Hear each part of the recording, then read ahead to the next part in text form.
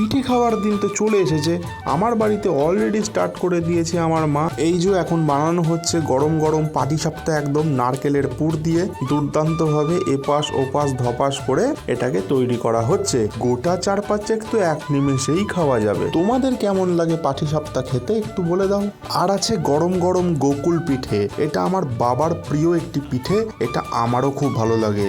আর খেজুরের গুড় তো এসেই গেছে, নলেন গুড়ের পায়েস হলে একটু মন্দ হয় না। একদম খিরখির করে বানানো হয়েছে নলেন গুড়ের পায়েস, এক বাটি একদম সাবার করে দেবো। তাই একটা বাটিতে ভরে নিজেই নিয়ে বসে পড়েছি চেটে পুটে খাবো বলে। দুর্দান্ত লাগছে, এর স্বাদের সত্যিই ভাগ হবে না। তো আজকের জলখাবারের স্পেশাল মেনু ফুলকো ফুলকো লুচি, আলু ফুলকপির ডুমো ডুমো তরকারি একদম ঝালঝাল করে, আর সাথে যেগুলো বানানো হয়েছে গোকুল পিঠে, পাটিসাপটা আর এক বাটি নলেন গুড়ের পায়েস।